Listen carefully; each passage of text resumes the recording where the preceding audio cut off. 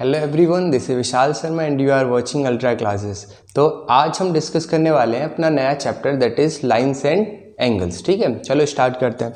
तो lines and angles chapter करने से पहले हमें कुछ 8th क्लास तक की छोटी छोटी बातें पता होनी चाहिए ना। तो पहले एक बार वो सारी बातें डिस्कस कर लेते हैं कि सबसे पहले बताओ लाइन क्या होता है। बताओ लाइन क्या होता है। एक ऐसा ज्योमेट्रिकल फिगर जिसके पास केवल और केवल लेंथ हो, ना ब्रेथ हो और ना ही हाइट हो, उस ज्योमेट्रिकल फिगर को आप क्या बोलोगे? लाइन बोलोगे। तो how will you define a line? Any geometrical figure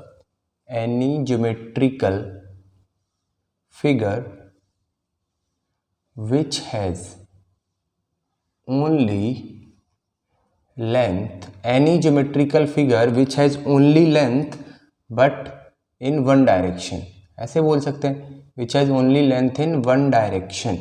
तो उस फिगर को हम क्या बोलेंगे? लाइन बोलेंगे। तो any geometrical figure which has only length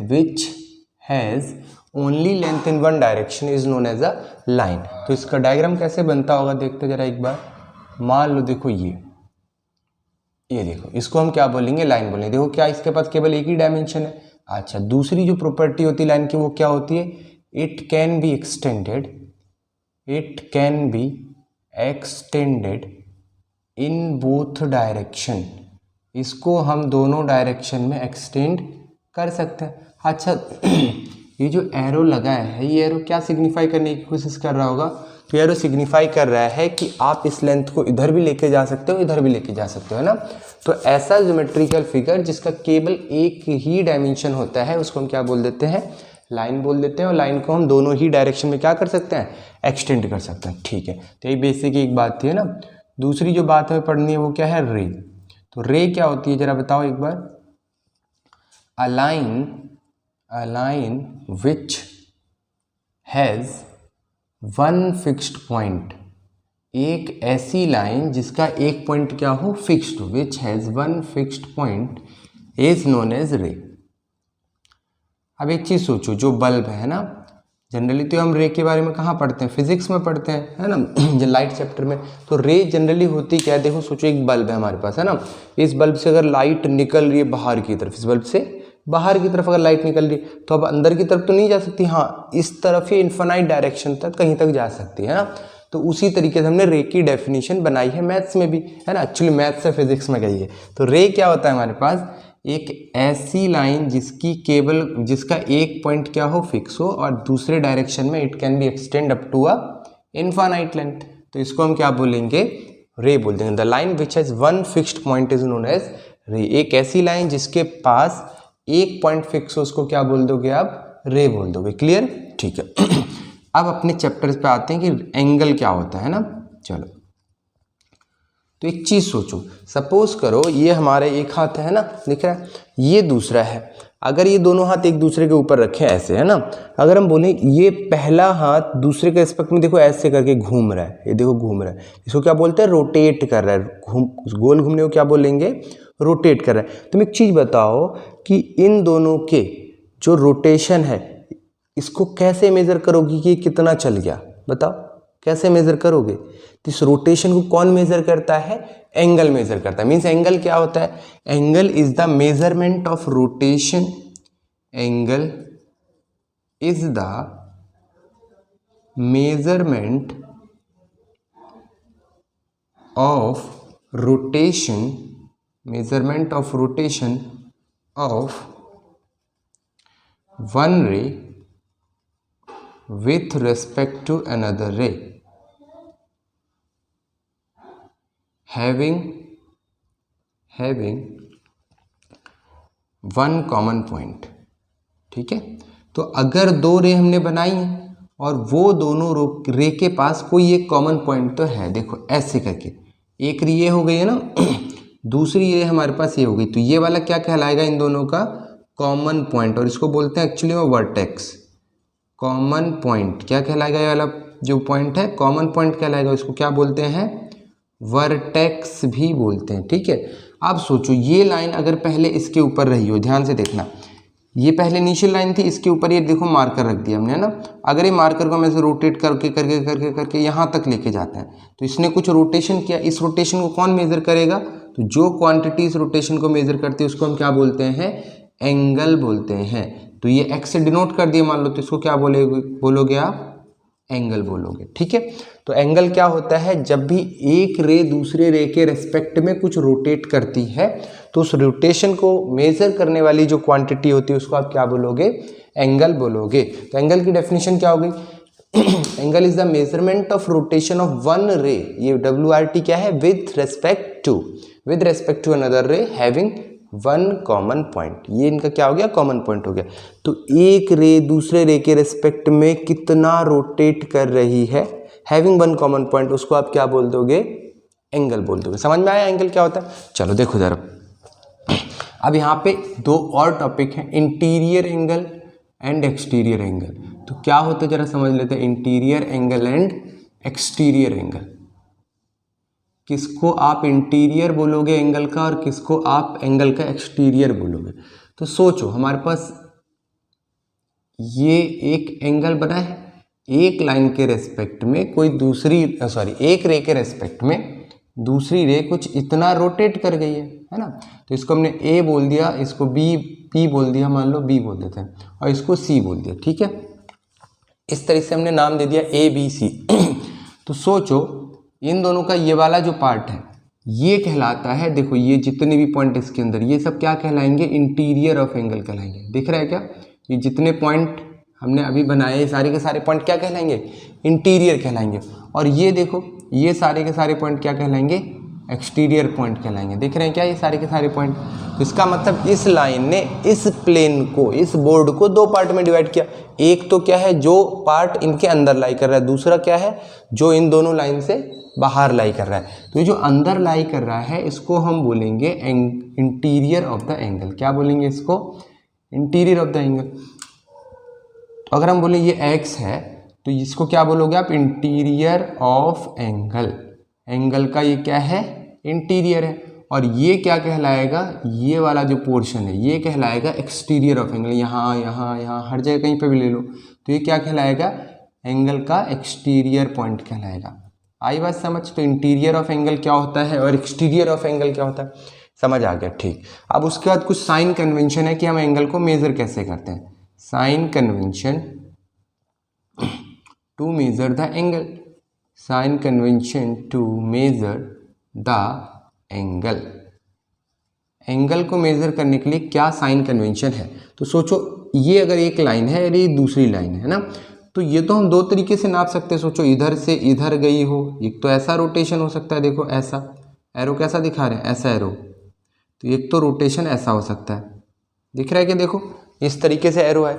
और दूसरा यही एंगल ऐसे भी तो मेजर किया जा सकता है। सोचो इस डायरेक्शन में, इस डायरेक्शन में है ना, कैसे देखो एरो इस बार किधर आ रहा है? इधर आ रहा है। तो इस डायरेक्शन में भी तो मेजर कर सकते हैं इसी एंगल को। तो दो तरीके से मेजर किया जा सकता है, या तो ऐसे या ऐसे। अब बार बार ऐसे ऐसे बोलोगे तो समझ में तो आएंगी नहीं चीज़ें, है ना। तो सोचो हमारी जो घड़ी होती है वो कैसे चलती है, यहाँ क्या लगता है 12, 3, 6, 9, ठीक। तो घड़ी कैसे चलती है? घड़ी चलती भैया 12 से 3 पे जाती है, 3 से 6 पे, 6 से 9 पे, ऐसे ऐसे चलती है। क्या देखो घड़ी ऐसे ऐसे, मीन्स आप बोले भैया घड़ी ऐसे चलती है ना। जो ऐसे घूमना होता है इसको हम बोलते हैं क्लॉकवाइज, क्योंकि घड़ी की तरह चल रहा है तो इसको हम क्या बोलेंगे? क्लॉकवाइज बोलेंगे। और जो ऐसे घूमना है इसको क्या बोलोगे आप? Anti clockwise. तो ये वाली डायरेक्शन कैसी हो गई? क्लॉकवाइज हो गई, और ये वाली कैसी हो गई? Anti clockwise. लिख देना इसको कहीं साइड में। समझ में आया? घड़ी जिस डायरेक्शन में रोटेट करती है, मतलब घड़ी की सुइयाँ जिस डायरेक्शन में रोटेट करती हैं उसको हम क्या बोलते हैं? Clockwise direction.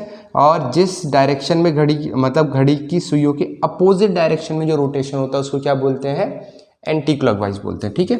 तो सोचो ये डायरेक्शन कैसी, देखो ये तो घड़ी के उल्टे डायरेक्शन में जा रही है। क्या देखो 12 से 11, 10, 9, 8 उल्टा जा रही है। तो इसको हम बोलेंगे एंटी क्लॉकवाइज मेजरमेंट। ये एंगल का कैसा मेजरमेंट हो गया बताओ? एंटी क्लॉकवाइज मेजरमेंट, ठीक है। यहाँ देखो ये घड़ी की डायरेक्शन में, जैसे घड़ी भी तो ऐसे रोटेट करती है, ये भी एंगल आपने ऐसे रोटेशन में मेजर किया है, तो ये क्या कहलाएगा हमारे पास? Clockwise measurement. आई बात समझ? ठीक है, तो दो तरीके से हम एंगल मेजर कर सकते हैं, या तो क्लॉकवाइज या फिर एंटी क्लॉकवाइज। तो जब एंटी क्लॉकवाइज मेजरमेंट होता है तो उसको हम बोलते हैं पॉजिटिव एंगल। साइन कन्वेंशन है ना, ऐसा मान के चलते हैं, क्योंकि कैलकुलेशन, वरना कोई ऐसे मेजर करेगा कोई ऐसे मेजर करेगा तो कैलकुलेशन में तो आंसर गड़बड़ हो सकता है ना, तो हम इस तरीके से मेजर करेंगे। अच्छा, ऐसे अगर कोई मेजर करेगा तो उसको बोलेंगे हम नेगेटिव एंगल।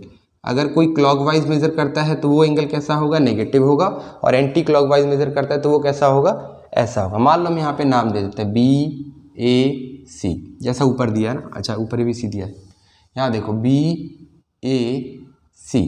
तो यहाँ पे एंगल BAC को हम देखो ऐसे भी लिख सकते हैं, एंगल BAC। अच्छा देखो, एंगल का रिप्रेजेंटेशन अच्छा अभी सीखेंगे हम, है ना। तो फिलहाल अगर आपको थोड़ी बेसिक नॉलेज हो तो जो बीच वाला होता है ये मेन एंगल होता है, और बची हुई दोनों बताती हैं रे, ठीक है। तो एंगल BAC यहाँ कैसे लिखोगे आप, यह एंगल BAC को लिखोगे आप पॉजिटिव x, देखो x है, और यहाँ क्या लिखोगे, नेगेटिव x। तो एंगल BAS यहाँ पे कैसा कहलाएगा, पॉजिटिव x कहलाएगा, और यहाँ पे एंगल BAC कैसे कहलाएगा बताओ, -x कहलाएगा। आई बात समझ। तो यहाँ पे यही एंगल BAC कैसा आएगा, +x, और वहाँ पे कैसा आएगा एंगल BAC -x। तो यहाँ तक बातें समझ में आ रही है, यहाँ तक कोई दिक्कत है नहीं? अगर नहीं है तो एक बार देख लो, इसका स्क्रीनशॉट लेके या फिर वीडियो पॉज करके एक बार लिख लो, ठीक है। चलो इसके बाद की आगे की लाइन देखते हैं क्या है।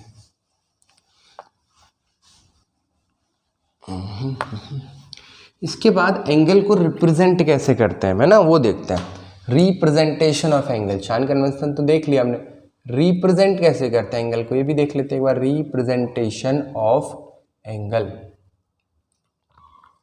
तो देखो अगर हमारे पास ऐसी एक लाइन है, ठीक है, मतलब रे है, यहाँ हमने बोल दिया A, इसको बोल दिया B, और इसको बोल दिया मान लो C, ठीक है। तो इस तरीके से यहाँ पे जो एंगल बन रहा है वो क्या बन रहा है, ये एंगल बन रहा है, ठीक है। अगर हमें इस एंगल को रिप्रेजेंट करना हो तो हम कैसे लिखेंगे, तो देखो कैसे लिखा जा सकता है। ये किससे मिलके बन रहा है, AB और AC से मिलके बन रहा है, तो हमें सारी इंफॉर्मेशन कंटेन करनी पड़ेगी एंगल के अंदर कि ये एंगल किससे मिलके बन रहा है और किस वर्टेक्स पे बन रहा है। हो सकता है A पे बन रहा हो सकता है B पे बन रहा हो सकता है C पे बन रहा हो। तो हम कैसे पता करें कि एंगल कहाँ पे बन रहा है और इस एंगल को बनाने वाली रेज कौन कौन सी। तो देखो रिप्रेजेंट करने का जो तरीका होता है वो ऐसे लिखा जाता है, एंगल BAC ये बताता क्या है कि ये वाला जो एंगल है इसके अंदर देखो दो इन्फॉर्मेशन कंटेंट है। पहला रे इन्फॉर्मेशन कि ये किस किस से मिलके बना है। तो पहले तो ये देखो BA एक AC, ये देखो क्या बता रहा है, BA रे बता रहा है और ये क्या बता रहा है, AC रे बता रहा है। तो इसका मतलब रे इन्फॉर्मेशन क्या होगी कि किस किस रे से मिलके बना है, ये BA रे से मिलके बना है और AC रे से मिलके बना है। समझ में आ रही बात, ठीक है। तो इसको हम हटा देते हैं। तो ये समझ में आ रहा है कि ये इसको देख के हमें ऐसा कुछ पता चला कि ये कौन कौन सी रे से मिलके बना है। दूसरा वर्टेक्स इन्फॉर्मेशन, वर्टेक्स मतलब जिस पॉइंट पे वो एंगल बनने वाला है, वर्टेक्स इन्फॉर्मेशन। तो वर्टेक्स इन्फॉर्मेशन क्या होगी जरा बताओ, कैसे पता चलेगा कि कहाँ पे वो एंगल बन रहा है। तो जो मिडल वाला होता है, this is the common vertex in both line. तो ये हमारे पास मेन एंगल होता है। तो जो मेन एंगल है वो क्या है, एंगल A है। समझ में आई बात। तो इस तरीके से हम क्या करते हैं, एंगल को रिप्रेजेंट करते हैं। एंगल का रिप्रेजेंटेशन हमें दो मेन बातें बताता है। पहली बात क्या है कि इस एंगल को हम कैसे रिप्रेजेंट करें, उसके अंदर कौन कौन सी रे आ रही हैं, और जो मेन एंगल है वो कैसा है, कौन सा है। तो एंगल A हमारे पास मेन है, और ये जो एंगल मिलके बन रहा है वो किससे मिलके बन रहा है, BA और AC से मिलके बन रहा है। ठीक है, यहाँ तक बातें समझ में आई कि कैसे करके करते हैं। अच्छा, बुक में ना कहीं कहीं ऐसे भी लिख देते हैं M एंगल BAC। तो इसका मतलब देखो कुछ अलग नहीं होता है। M एंगल BAC बता रहा है मेजरमेंट ऑफ एंगल BAC। ठीक है, क्या बता रहा है ये, मेजरमेंट ऑफ एंगल BAC। इसको ऐसे लिखें तब भी कुछ अलग नहीं है, बोथ आर सेम थिंग। कि M एंगल BAC लिखो या एंगल BAC लिखो, दोनों की दोनों क्या है, सेम ही बात है। तो यहाँ तक समझ में आया रिप्रेजेंटेशन ऑफ एंगल कैसे करते हैं। या तो ऐसे कर सकते हो या ऐसे कर सकते हो, और उसके अंदर भी ये दो इन्फॉर्मेशन कंटेन करके रखा हुआ है कि BA और AC रे से मिलके कोई एक एंगल बन रहा है जिसमें कॉमन पॉइंट क्या है, A है। तो इसका मतलब मेन एंगल जो बन रहा होगा वो कहाँ पे बन रहा होगा, A पे बन रहा होगा। तो इतनी बातें हमें समझ में आई कि कहाँ पे एंगल बन रहा होगा और उस एंगल को कैसे रिप्रेजेंट करते हैं with the help of two rays. तो यहाँ तक अगर कोई दिक्कत है तो बताओ, है क्या। नहीं। तो फिर आगे देखो, आगे कैसे करेंगे, हटा दे इसे। चलो अब देख लेते हैं टाइप्स ऑफ एंगल एक बार, फिर क्वेश्चंस पे आते हैं। Types of angles, types of angle.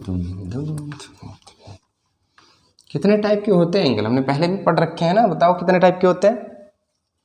पता नहीं भैया, भूल गए कितने टाइप के होते हैं। अच्छा, भूलना नहीं, याद रखना, इंपॉर्टेंट बातें हैं ये। देखो टाइप्स ऑफ एंगल्स, अब हम क्या पढ़ने वाले हैं, अभी तक ये समझा हमने कि एंगल होता क्या है ना, अब हम पढ़ रहे हैं कि कितने टाइप के हमारे पास एंगल हो सकते हैं। तो पहला हमारा जो एंगल है वो है राइट एंगल। राइट एंगल, अब क्या होता है राइट एंगल, जब भी दो रे एक दूसरे के ऊपर बिल्कुल सीधी सीधी खड़ी होती हैं, तो इस वाले एंगल को हम बोलते हैं राइट एंगल। कितने डिग्री का होता है ये, 90 डिग्री का। अच्छा, एक नोट पॉइंट हम याद रखेंगे कि एंगल को मेजर किसी ना किसी यूनिट में तो करेंगे, तो angle is measured in the unit of degree. ये नोट करके लिख लेना कहीं, है ना, जो पिछला नोट था ना उसी में कहीं कॉपी कर लेना, जाके नोट करके क्या लिखोगे बताओ, अभी जो पीछे नोट्स है उसमें जाके लिखो जल्दी से अभी कि angle is measured in, angle is measured in, बताओ किस में मेजर करते हैं, डिग्रीज। एंगल को हम डिग्रीज में मेजर करते हैं। डिनोट कैसे करते हैं, अगर हमारे पास ऐसे एक एंगल है, this is B, this is A and this is C, तो ये एंगल देखो एंगल ए बन रहा है, तो इसको हम डिनोट करेंगे angle B A C is equal to, अगर यहाँ पे x है तो इसको डिनोट कर देंगे angle B A C is equal to x degrees. समझ में आया कैसे डिनोट करेंगे, जो मेन वर्टेक्स है, जो दोनों की कॉमन वर्टेक्स है ना, उस पॉइंट पे जो एंगल बन रहा है वो उसके ऊपर ऐसा जीरो जैसा कोई सिंबल बना देना। तो इसको पढ़ते कैसे हैं, इसको पढ़ते हैं x डिग्री, ठीक है। तो इस तरीके से हम क्या मेजर करते हैं, एंगल मेजर करते हैं। जाके नोट करके लिखो इस वाली बात को, अभी मिटाने वाले क्योंकि टाइप्स ऑफ एंगल पढ़ेंगे ना। समझ में आया क्या है कि दो रे मिलके जब भी कोई रोटेशन बनाती हैं, तो उसको मान लो ये रोटेशन x है, तो इसको डिनोट कैसे करेंगे, x डिग्रीज। पढ़ेंगे कैसे इसको, x डिग्रीज, x के ऊपर कुछ जीरो लगा दोगे, पावर जीरो नहीं है वो रिप्रेजेंटेशन है, ठीक है। इसको क्या पढ़ेंगे हम, x डिग्री। हो गया क्या, 1 2 3, चलो स्टार्ट, हटा दे, ठीक है हटा देते हैं। अब देखो हमें पढ़ना था इसके बारे में, राइट एंगल के बारे में, है ना। तो एक ऐसा एंगल जिसमें के अंदर दो रे बिल्कुल एक दूसरे के क्या हो, परपेंडिकुलर, और परपेंडिकुलर बोल रहे हैं, दो रे एक दूसरे के क्या हो, एकदम स्ट्रेट खड़ी हो, जैसे एक रे है उसके ऊपर दूसरी रे एकदम सीधी खड़ी हो, तो उसको हम क्या बोलेंगे, राइट एंगल बोलेंगे। कितने डिग्री का होता है ये होता है 90 डिग्री। तो राइट एंगल क्या होता है, एक ऐसा एंगल जो 90 डिग्री का होता है, उस एंगल को हम क्या कह देते हैं, बोलो, राइट एंगल कह देते हैं, ठीक है। दूसरा हमारे पास, तो डेफिनेशन क्या होगी इसकी बताना, an angle of 90 degrees is called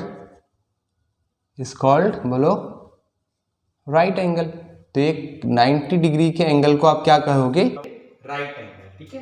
तो समझ में आ गया मैं राइट एंगल क्या होता है, एक ऐसा एंगल जो 90 डिग्री का होता है उसको आप क्या कहते हो, राइट एंगल कहते हो, ठीक है। तो ये हमारे पास पहले टाइप का एंगल था। दूसरा हमारे पास जो टाइप ऑफ एंगल है वो कैसा है, एक्यूट एंगल। तो देखते हैं क्या होता है एक्यूट एंगल। सोचो हमारे पास एक रे ऐसी है और दूसरी रे ऐसी, ठीक। तो इस केस में सोचना ये जो x बनाया हमने, क्या ये x 90 से कम है, क्योंकि सोचो ये रे ऐसे करके अगर पूरा घूम के यहाँ पहुंचती तब तो 90 डिग्री बनानी पड़ती है, तो कम घूमी है। तो क्या हम ऐसे कह दें कि x जो हमारे पास है वो क्या है, इस बार 90 डिग्री से छोटा है। बताओ 90 डिग्री से छोटा है कि नहीं, तो इसको आप क्या कहोगे, एक्यूट एंगल। डेफिनेशन क्या हो जाएगी बताओ, the angle less than 90 degree, the angle less than 90 degree क्या हो जाएगा, एक्यूट एंगल हो जाएगा। समझ में आया। तो एक ऐसा एंगल जो 90 डिग्री से क्या होगा, छोटा होगा, उसको आप क्या कह दोगे, एक्यूट एंगल कह दोगे। छोटी छोटी सी बातें जल्दी जल्दी ध्यान से देखो, है ना। उसके बाद तीसरा हमारे पास जो एंगल है, let's say obtuse angle. Obtuse angle क्या होता है, ऑब्ट्यूज एंगल ध्यान से समझना। सोचो अगर हमारे पास एक एंगल ऐसा है, यहाँ पे ऐसी एक रे है और दूसरी रे ना मैं ऐसे बनाई है, जरा चेक करो ऐसे, उस केस में देखो ऐसा एंगल मेजरमेंट आएगा क्या, देखो आएगा कि नहीं, सॉरी तो रिफ्लेक्शन बन गया। अच्छा ऑब्ट्यूज कैसे बनाओगे, सॉरी ऑब्ट्यूज एंगल बनाने के लिए क्या करेंगे, देखो एक लाइन ऐसे है क्या होता है ऑब्ट्यूज एंगल? जो 90 डिग्री से बड़ा हो और 180 डिग्री से क्या हो, छोटा हो, है ना। तो यहाँ पे हमने एक ऐसे बना दी, गलती हो जाती है यार। देखो सर, ये हमारे पास क्या हो गया, x डिग्री का एंगल बन गया, है ना। तो ये एंगल देखो 90 से बड़ा है क्या, सोचो 90 पे कहाँ होता, अगर ये ऐसे होता तब 90 होता, तो देखो इतना तो एक्स्ट्रा आगे आ चुका है, तो ये 90 से आगे आ चुका है। तो एक ऐसा एंगल जो 90 से बड़ा होता है और 180 से छोटा होता है, उस एंगल को हम क्या कह देते हैं, बताओ? उस एंगल को कह देते हैं, बताओ क्या कह देते हैं, ऑब्ट्यूज एंगल। तो समझ में ऑब्ट्यूज एंगल क्या होता है, एक ऐसा एंगल जो 90 से बड़ा हो और 180 से छोटा हो। तो यहाँ क्या लिख देंगे, एक ऐसा एंगल, एंगल बताओ greater than, angle greater than 90 degree but less than बताओ 180 डिग्री। एक ऐसा एंगल जो 90 डिग्री से बड़ा हो बट 180 डिग्री से छोटा हो, उसको क्या कहोगे आप, ऑब्ट्यूज एंगल कहोगे। अगर x के टर्म्स में लिखना हुआ तो इसको कैसे लिखेंगे बताओ, x भैया 90 से तो बड़ा है और 180 से क्या है, छोटा है। तो ये क्या हो गया हमारे पास, ऑब्ट्यूज एंगल की डेफिनेशन हो गई। तो ऑब्ट्यूज एंगल क्या होता है, समझ में आया? ठीक है। चौथा हमारे पास जो एंगल है वो है reflex angle, sorry straight angle है ना, स्ट्रेट एंगल बोल दो या फिर स्ट्रेट एंगल बोल दो। तो क्या होता है देखो, स्ट्रेट एंगल एक ऐसा एंगल जो कितने का हो, 180 डिग्री का हो। ये देखो हमारे पास एक लाइन होगी, जैसे इसको हमने बोल दिया A, इसको बोल दिया B और इसको बोल दिया O। तो एंगल AOB देखो क्या, ये आधा सेमी सर्कल कंप्लीट कर चुका है क्या, देखो। तो सोचो ये 90 दो बार आ गया क्या, सोचो इतना चलता तो 90 होता, फिर इतना और चल गया तो फिर 90 हो गया, तो 90 जुड़ गया, कितना हो गया, 180 हो गया क्या। तो स्ट्रेट एंगल की डेफिनेशन क्या होगी, एक ऐसा एंगल जो 180 डिग्रीज का होता है उसको आप क्या कह देते हो, एक स्ट्रेट एंगल कह देते हो। तो जो एंगल 180 डिग्री का होता है उसको क्या कहते हैं, स्ट्रेट एंगल कहते हैं, ठीक है। चलो पांचवा हमारे पास जो एंगल है वो कौन सा है, जल्दी से देखो। पांचवा है रिफ्लेक्स एंगल। रिफ्लेक्स एंगल क्यों, क्या होता है रिफ्लेक्स एंगल, देखते हैं एक बार। एक ऐसा एंगल जो 180 डिग्री से बड़ा होता है, बट देखो ये वाला एंगल जो ये 180 से बड़ा है क्या, देखो। तो ऐसा एंगल जो 180 डिग्री से बड़ा होता है और 360 डिग्री से छोटा होता है उसको क्या कह देते हो आप, रिफ्लेक्स एंगल कह देते हो। तो क्या लिखे, 180 डिग्री से बड़ा और 360 डिग्री से छोटा, तो इसको क्या कहोगे आप, रिफ्लेक्स एंगल कहोगे। ऐसे एंगल्स जो 180 डिग्री से बड़े होते हैं और 360 डिग्री से छोटे होते हैं उसको क्या कह देते हैं, रिफ्लेक्स एंगल कह देते हैं। चलो छठा देखते क्या है हमारे पास, कंप्लीट एंगल। देखते क्या होता है कंप्लीट एंगल। तो एक ऐसा एंगल जो एक राउंड, सोचो ये रे ऐसे थी ना, इतना घूमी, कितना चल गई 90 डिग्री, इतना घूमी, कितना चल गई, देखो उस ऐसे थी ना पहले, इधर आ गई, कितना चल गई 180 डिग्री। अगर सोचो वापस से यहीं आ जाए तो कितना चलेगी, सोचो दो बार 180 चल गई क्या, यहाँ से यहाँ तक एक 180, यहाँ से यहाँ तक वही एक 180, तो दो 180 हो गए, तो कितने डिग्री का बनेगा बताओ, 360 डिग्री का बनेगा। तो अगर एक रे घूम के वापस उसी पोजीशन पे आ जाती है जिस पोजीशन पे वो क्या थी, इनिशियली थी, तो उस केस में इसका एक राउंड कंप्लीट हो जाएगा कि नहीं। तो इसको क्या बोलोगे आप, इसको बोलोगे, बताओ जल्दी से, इसको क्या बोलोगे, 360 डिग्री। क्या देखो, एक 180 दूसरा 180, तो एक ऐसा एंगल जो 360 डिग्री का होता है उसको हम क्या बोलते हैं, कंप्लीट एंगल बोल देते हैं। तो समझ में आया कंप्लीट एंगल क्या होता है, एक ऐसा एंगल जो 360 डिग्री का होगा वो क्या कहलाएगा, हमारा कंप्लीट एंगल कहलाएगा, है ना। तो दो पेयर और बच्चे हमारे पास डिस्कस करने के लिए, उसको देख लेते हैं। तो ये थे हमारे पास टाइप्स ऑफ एंगल, समझ में आ गया ना। चलो इसको हटाते हैं, नेक्स्ट देखो हमारे पास क्या है, दो पेयर्स हमारे पास बचते हैं, एक कॉम्प्लीमेंट्री एंगल्स और एक सप्लीमेंट्री एंगल्स, है ना। सोचो अभी तक हमने जो बातें पढ़ी है वो किसके बारे में पढ़ी है, केवल एंगल के बारे में बातें पढ़ी हैं, ठीक। अब अगला जो हम डिस्कस करने जा रहे हैं वो है complementary angles.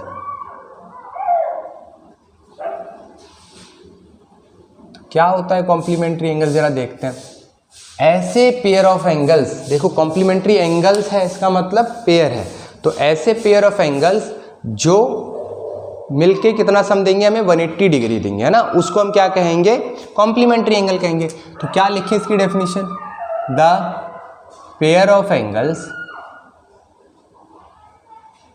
The pair of angles whose sum is 90 degrees, वो पेयर ऑफ एंगल जिनका सम कितना होगा 90 डिग्रीज होगा, उसको क्या कह दोगे आप? कॉम्प्लीमेंट्री एंगल कह दोगे। समझ में आया क्या होता है कॉम्प्लीमेंट्री एंगल, है ना?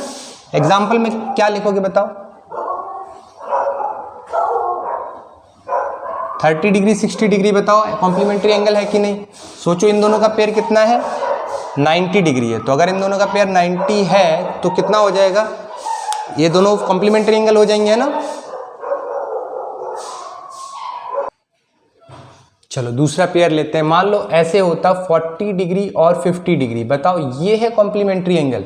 तो हाँ भैया ये भी कॉम्प्लीमेंट्री एंगल है। 30 डिग्री और 60 डिग्री ये भी कॉम्प्लीमेंट्री एंगल है। सोचो अगर हम ऐसे लेते एक 70 डिग्री है और एक 60 डिग्री है, क्या ये कॉम्प्लीमेंट्री एंगल होंगे? सोचो इन दोनों का सम कितना है? 130, ये तो कॉम्प्लीमेंट्री एंगल नहीं होंगे।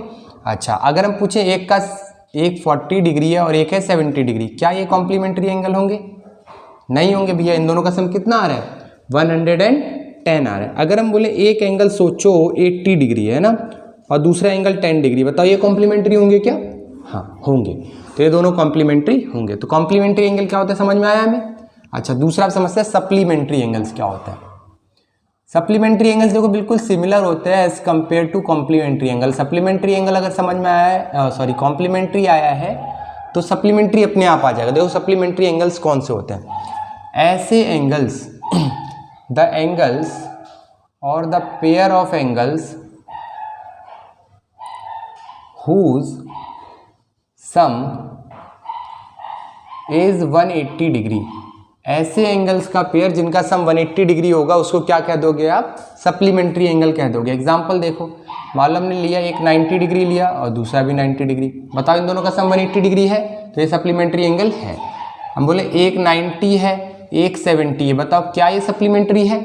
नहीं भैया, सम 180 डिग्री नहीं आया। चलो हम कुछ क्वेश्चन दे रहे हैं, आप अपने आप से चेक करो, ठीक है? 60 degree 120 degree 30 degree 150 degree 70 degree 100 degree 90 degrees and 100 degrees. ठीक, चेक करो इनमें से कौन सप्लीमेंट्री है और कौन सप्लीमेंट्री नहीं है। जल्दी से वीडियो पॉज करके जल्दी से चेक करो। 1 2 3 चलो चेक करते हैं। 120 और 60 कितना होगा? 180, तो ये सप्लीमेंट्री है। 30 और 150 कितना होगा? 180, तो ये भी सप्लीमेंट्री है। 70 100 कितना होगा? 170, तो ये सप्लीमेंट्री नहीं है। इन दोनों को चेक करो, इनका सम कितना है? 190, तो ये भी सप्लीमेंट्री नहीं है। तो हमने एक बात समझी, अगर हम नोट करके लिखें, वो एक बात क्या समझी बताओ जल्दी से? हमने भैया एक बात समझी कि सपोज करो हमारे पास दो एंगल है। If there are two angles, अगर हमारे पास दो एंगल्स हैं x एंड y, तो x प्लस वाई अगर 90 डिग्री आया तो बताओ वो कैसा बनेगा?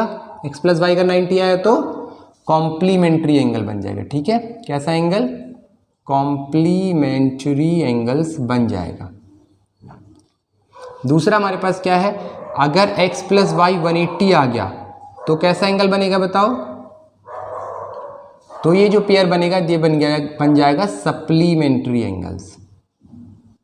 ठीक है, तो समझ में आया ये अच्छे से कि कॉम्प्लीमेंट्री एंगल क्या होता है और सप्लीमेंट्री एंगल क्या होता है। तो अब हमारे पास एक टॉपिक बचता है और वो है क्या? Angle bisector of an angle. किसी भी एंगल का एंगल बाइसेक्टर क्या होता है? नाम से क्या पता चल रहा है? देखो बाइसेक्टर है। बाइसेक्टर है मीन्स बोलो बाइसेक्टर का क्या मतलब हो? तो सपोज करो, अच्छा हेडिंग डालते हैं, क्या है पहले हमारे पास? Angle bisector. क्या होता है एंगल बाइसेक्टर बताते हैं। तो सोचो अगर हमारे पास एक एंगल है ऐसा, इसको हमने B बोल दिया, इसको A बोल दिया और इसको C बोल दिया। ये हमारे पास कोई एक एंगल रहा होगा ऐसा, ठीक है। अगर इसके बिल्कुल बीचों बीच से हम एक लाइन बनाए, लेट से दिस लाइन इज D, और ये एंगल एग्जाम्पल के लिए अगर हम ऐसे मान लें कि पूरा एंगल कितने का था? 60 डिग्री का था, और AD लाइन ने इस पूरे एंगल को दो पार्ट में डिवाइड किया, और दोनों पार्ट कैसे हैं? आपस में देखो इक्वल है, ये 30 डिग्री और ये भी 30 डिग्री। तो AD क्या कहलाएगा? इस एंगल ABC का बाइसेक्टर कहलाएगा। मीन्स बाइसेक्टर को कैसे डिफाइन करो? एंगल बाइसेक्टर को एक ऐसी रे जो किसी गिवन एंगल को दो इक्वल पार्ट में डिवाइड कर दे उसको क्या कह दोगे आप, एंगल बाइसेक्टर कह दोगे। तो क्या बोला, एक ऐसी रे जो किसी भी गिवन एंगल को दो पार्ट में डिवाइड कर दे, दो इक्वल पार्ट में है ना डिवाइड कर दे, उसको क्या बोलोगे आप, एंगल बाइसेक्टर बोलोगे। ठीक, तो इतना समझ में आया हमारे पास इस चैप्टर के अंदर। अभी तक हमने जितना पढ़ा है ये इस चैप्टर का इंट्रोडक्शन था, है ना, जिसकी हमें जरूरत पड़ने वाली इस चैप्टर को आगे पढ़ने के लिए। ठीक, तो इतनी बातें आपको पता होनी चाहिए। तो नेक्स्ट क्लास से हम इसके कुछ क्वेश्चंस करेंगे और उसके बाद इस चैप्टर में आगे कंटिन्यू करेंगे। ठीक है, तो till then take care, good bye and मुस्कुराते रहिए, है ना, पढ़ते रहिए और मुस्कुराते रहिए। चलो मिलते हैं फिर नेक्स्ट वीडियो में।